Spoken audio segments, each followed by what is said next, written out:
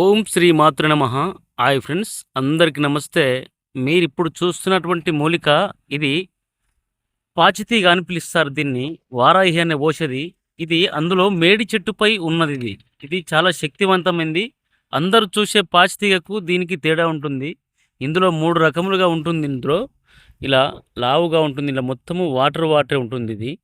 ఇది చాలా శక్తివంతమైంది. ఇది ఎప్పుడైనా మీరు ఆదివారం అమావాస్య రోజు గాని, ఆదివారం రోజు గాని ఇట్లా మేడి చెట్లపై ఉన్నటువంటి ది పాచితీగను సంపాదించుకొని మీరు దీన్ని యంత్ర రూపంలో గాని, లేదా ధూప రూపంలో గాని మీరేసినట్టయితే మీకు చాలా రకాల గ్రహ బాధలనేటివి పోతాయి.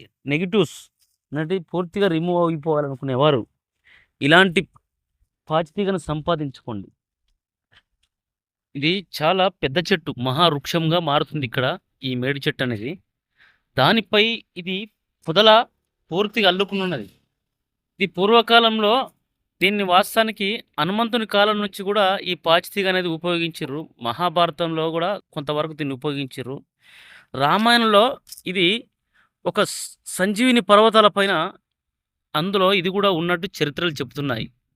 మరి దీన్ని ఎవరైనా ఉపయోగించుకునేవారు మాత్రము ఖచ్చితంగా దీనికి ఏదన్నా ఏసి తీసుకోవాలి.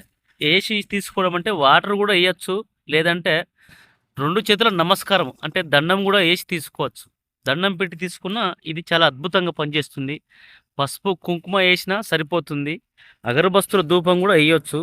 ఏది లేకపోతే 2 చేతుల నమస్కరించి దీన్ని ఆదివారము రోజు దీన్ని తీసుకుపోయి భద్రపరచుకోండి.